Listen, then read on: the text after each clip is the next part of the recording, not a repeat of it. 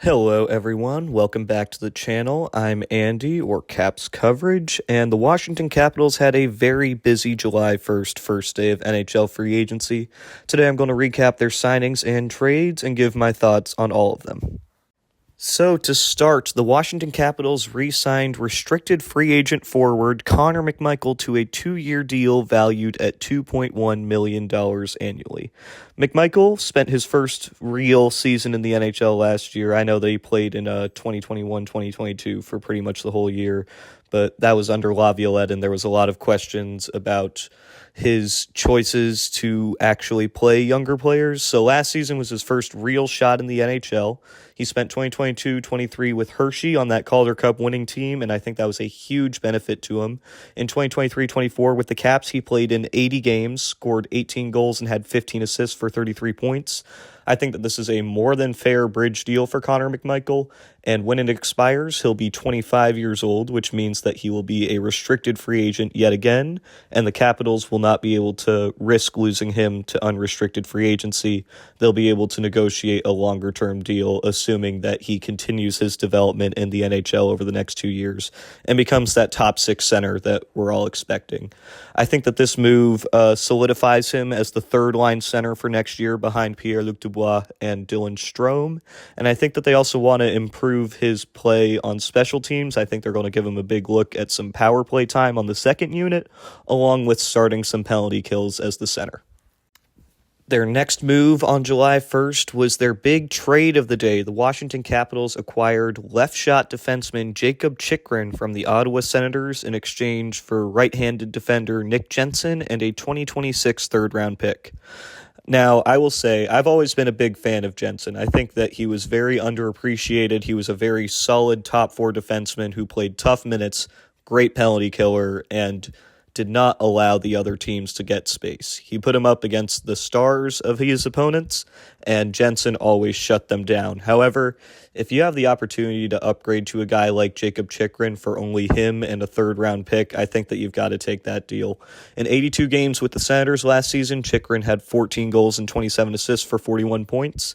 Now, the big thing about Chychrun is that he is a pending unrestricted free agent, and I get the sense that he'll probably want to test the market next year, so this is going to be a rental deal if you ask me. But even as a one-year rental, you're paying an extra $600,000 more for somebody who's a true top-four defenseman who can give you a good amount of offensive production while still being reliable in their own zone. Jensen did not have that offensive side to him, and he still got 2 seasons left at around $4 million a season. I think that it's going to be a solid addition for Ottawa. Jensen's a great skater, great defenseman.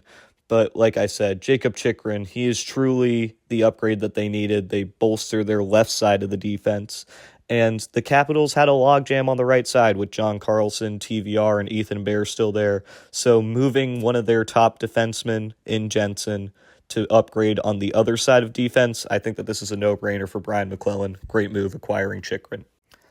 After the trade of Jensen, there was a bit of a hole on the right side. As much as I like Trevor Van Riemsdyk, and I'm sure a lot of other people do, he should ideally be a bottom-pairing defenseman. So the Capitals filled that hole by pivoting and signing Matt Roy from the LA Kings. There was some discussion about what his contract actually was. Friedman tweeted it a couple of times, but the Capitals confirmed that he signed a 6-year deal valued at $5.75 million a season. Now, Matt Roy, not necessarily an offensive guy, but he is a super steady right-handed defenseman. He plays a very similar game to Jensen. He'll kill penalties. He's a great puck mover at the point. He won't get you a lot of points offensively, but he's not going to hurt you either on that side of the puck. Truly, this guy is an analytics darling. He is going to be a great fit in Washington, and now you've got a top 4 likely of Carlson, Chychrun, Sandin, and Roy. That is a huge upgrade over what the Capitals had last season. I am very impressed with how Brian MacLellan bolstered his blue line. The Capitals' other 2 additions through free agency were a couple of depth signings, the first one being Brandon Duhaime, who signed a 2-year deal for $1.85 million a season. Duhaime's going to be a guy who fits in great in Washington. Fourth liner who hits everything in sight, hard-nosed player, won't get you a lot of offensive production, but that's not what you get him for. You get him to kill penalties and get under the other team's skin. this guy's going to be a great fit, and at $1.85 million, that's about what the going rate for a fourth liner of his style is, so I'm completely fine with that. And then the other one is Taylor Radish, signed a 1-year, $1 million deal. Radish, former highly touted prospect, he has had a 20-goal season in the past, 2022-23 with Chicago. However, he's coming off of a brutal year, only 5 goals and 9 assists for 14 points in 73 games with the Blackhawks. This is a signing that reminds me a lot of last year's Matthew Phillips deal. Caps are taking a chance on somebody who's shown flashes in the past. For Phillips, it was being an all-star at the AHL level. For Radish, in this case, it's somebody who's actually proven himself at the NHL level and is coming off of a bad season. But it's a good buy low candidate. If he's really good, you get a steal out of free agency and you can try and extend him on a longer-term deal. If it doesn't work out, worst-case scenario, you send him down to the AHL and he lights it up there, or he gets claimed off of waivers and you lose a guy who you only signed for $1 million. Either way, love both of these signings from MacLellan. Truly a great job that he did. The Capitals' other official loss in free agency yesterday was Nicolas Aube-Kubel, who signed a 1-year, $1.5 million contract with the Buffalo Sabres. Aube-Kubel had a pretty decent career in Washington. They claimed him off waivers in early 2023, when the entire team was injured. Not sure how many people remember that, but that was not a fun time to be a Capitals fan. He played in parts of 2 seasons for the Capitals. Last year, he suited up in 60 games, had 6 goals, 10 assists for 16 points. Solid player, a good fourth liner, but for who they got with Duhaime, I think that's an upgrade over Aube-Kubel, even though it's slightly more expensive, an extra $350K per year. I think it's worth it, and they got an extra year on Duhaime's deal. Aube-Kubel, he was a good player, but he's somebody who is expendable, and they had a good replacement lined up with Duhaime. As much as it hurts to say goodbye to somebody who you claimed off waivers and then developed into a consistent fourth-line performer, this is a move that I'm content with the Capitals making. Their other unofficial loss from free agency at the moment is Max Pacioretty. He's currently unsigned, but I highly doubt the Capitals bring him back.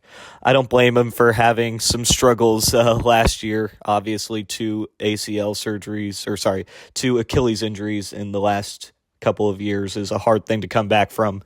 But once he was playing, he didn't quite seem like he had the right fit in DC. He wasn't getting the goal scoring going, and the chemistry just wasn't quite there. So I would highly doubt that they bring back Pacioretty, but I hope he finds a contract somewhere. I think there's still a good hockey player who can win some teams some games.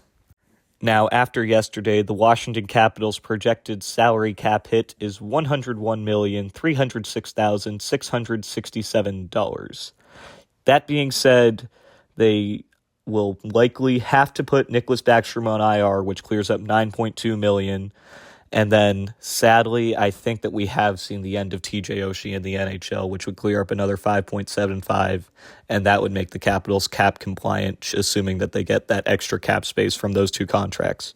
It's a changing of the guard in Washington. You have 2 stars from the 2010s in Backstrom and Oshie, 2 Stanley Cup champions, but they've both been struggling with injuries over the last year, and I think it's about time both of them have hung up the skates, and it's time for a new regime. So yeah, overall, this was a great day from Brian MacLellan. He bolstered his top 4 defense by adding Chychrun and Roy. He secured his fourth-line players with Duhaime and potentially Taylor Radish. And then, even before that, the addition of Logan Thompson to play in tandem with Charlie Lindgren, that was amazing. Mangiapane as a buy-low candidate who you could flip at the deadline if he struggles, that's good. And then Pierre-Luc Dubois, I'm still a little shaky on that one, but I think that with the moves they've made to supplement him, they've put him in the best position to succeed that they possibly could have. Great piece of work this offseason from Brian MacLellan. He really sees something in this core after a surprise playoff appearance, and he's trying to build off of it. He knows that that was not necessarily the best team last year, and it was carried by a lot of people having career seasons, but he knows that the talent is there because of those career seasons, so he's helping out those players who were the stars. He's helping out the Dylan Stromes. He's helping out the Charlie Lindgrens. He wants to see this team make one more true push while Ovechkin still got something in the tank, and this was by far the best thing that he could have done to help that out. That's all from me today. Please like the video if you enjoyed it, and subscribe if you want to see more. Leave your thoughts down below in the comments if you have any opinions on these signings or trades, or just how the Capitals handled the 2024 offseason in general. I'll see you guys next time. Thank you for watching.